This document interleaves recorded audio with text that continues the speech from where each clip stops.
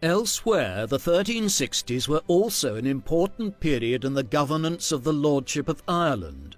Because of the focus on France and Scotland during the majority of his reign, Edward had been unable to devote much time personally to Ireland, a country which the English crown ruled about half of in the east, north and south of the island.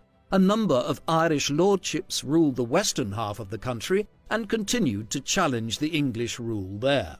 Accordingly, in the early 1360s, Edward entrusted the governance of Ireland to his second eldest surviving son, Lionel of Clarence.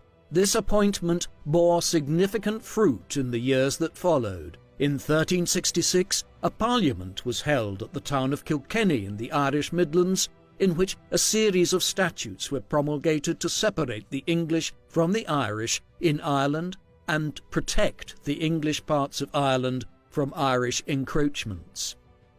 The Statutes of Kilkenny, as they became known, would serve to insulate the English of Ireland from Irish cultural interference in the decades that followed. For instance, the statutes prohibited intermarriage between the Irish and English and put measures in place to prevent the English of Ireland from adopting Irish cultural and political customs. These measures substantially arrested any potential decline of English power in Ireland during the mid-14th century, and in one shape or another formed a major foundational basis of the English lordship of Ireland through to the early 16th century. Now I'll have to completely disagree with what you're saying, as the Statutes of Kilkenny was an utter disaster and a failure, because only a few years later, in 1370, Art Cabinet would lead a successful Gaelic resurgence against the English. In retaliation, Richard II here would eventually go off and invade Ireland in 1394, and again in 1399. However, in 1399, Art MacMurrough would lead him and his force up in the Wicklow Mountains and go choppity chop chop.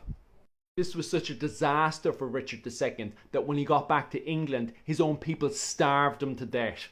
It was such an absolute disaster that even the Anglo-Irish hated it. Why? Because they wanted to marry local Irish women. You then move on to the old Butler-Talbot feud, which was the Anglo-Irish against the English, and that left the English in a complete disaster. Eventually, Henry VII, when he eventually took over, referred to the Lordship of Ireland as the Pale, which it rightfully was at that point since they only had control of Dublin. They even referred to the Fitzgeralds as King's all but name, which pretty much says that the English had no control of Ireland. Such a success it was.